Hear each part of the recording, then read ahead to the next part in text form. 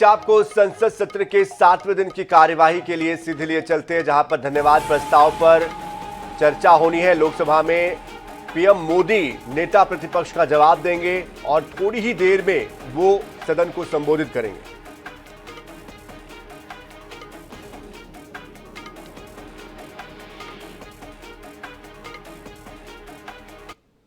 There are 1,000 burning issues concerning my fellow citizens. I would like to use my maiden speech to highlight 5 important aspects concerning my country, state and constituency. The first one being revitalizing India's energy engineering powerhouse, Trichy. Trichy boasts a rich legacy as India's engineering powerhouse. Public sector giants like BHEL, Ordnance Factory, Golden Rock Railway Workshop and HAPP have been the pillars of this success story. However, a concerning trend has emerged in recent years. Firstly, a decline in work orders for public sector units has impacted the entire ecosystem. BHEL, for example, has seen a worrying 50% drop in employment potential, mirroring a similar decline across other PSUs. This in turn has had a domino effect on ancillary MSMEs who rely heavily on BHEL's work orders. A once thriving network of 600 MSMEs has shrunk to just 60, highlighting the human cost of the situation. In the past 10 years, the employment capacity of MSMEs has declined from mere 50,000 to mere 10,000 today.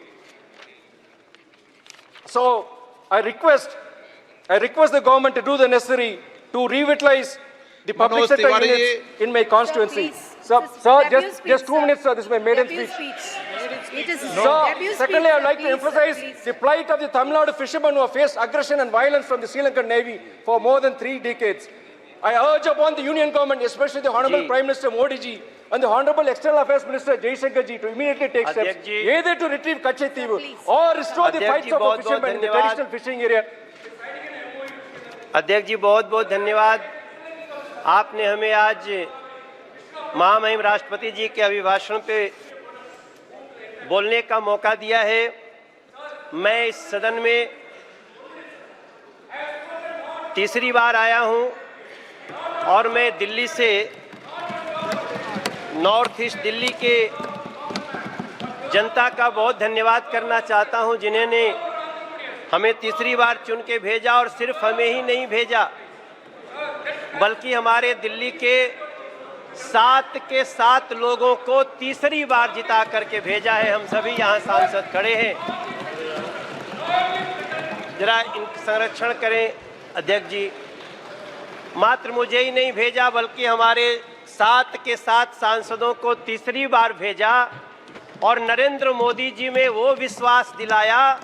आज तक दिल्ली में नया इतिहास बना, कभी तीसरी बार 7 सांसद 7-0 से जीत के आए ही नहीं।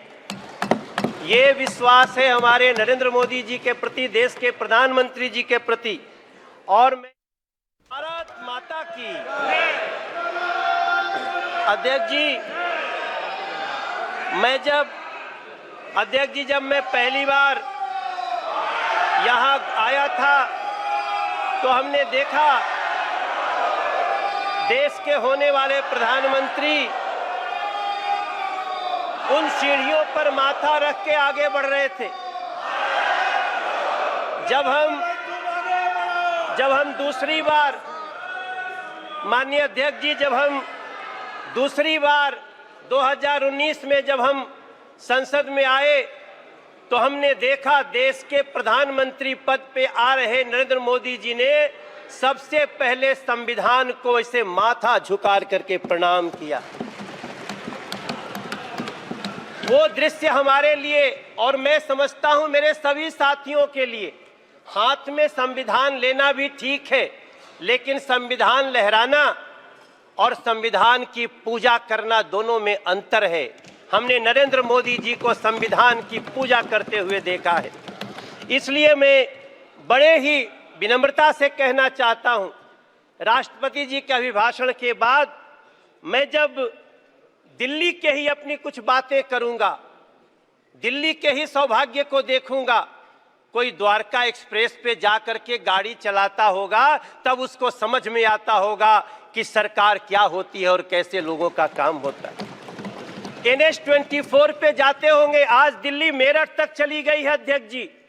आज लोग दिल्ली में मेरठ से काम करने आते हैं और 35 से 40 मिनट में पहुंचते हैं। तब हम सबको गर्व होना चाहिए। हमें गर्व क्यों नहीं होना चाहिए जब हमें पता चलता है कि देश के 4 करोड़ 22 लाख बेघर को पहली बार घर मिल गया? हमें क्यों नहीं गर्व होना चाहिए अध्यक्ष जी? जब 12 करोड़ घरों में टॉयलेट बन जाते हो, जब 52 करोड़ में गांव का आदमी हो अध्यक्ष जी। हमारी माँ पहले एक हमारे गांव में काम करती थी, उनके लिए हमसे एक बार वो 20,000 रुपया मांग के दी थी, और एक दिन वही हमारी माई हमसे कहती है, ए मनोज, तू जाना तला झुरी तिवारी के मेहरारू के उनके घर मिल गए, मोदी जी घर दिले बाड़े। अध्यक्ष जी, हम जानते हैं कि गांव में घरों में टॉयलेट न होने का क्या दंश होता था। हम लोग साइकिल से जाते थे तो सड़क पे खड़ी महिलाएं खड़ी हो जाती थीं। अगर उस दंश को किसी ने दूर किया, वो नरेंद्र मोदी जी, वो सरकार, हम क्यों न गर्व करें इस पे। 13 करोड़ घरों में नल से जल लगा दिए। हम दिल्ली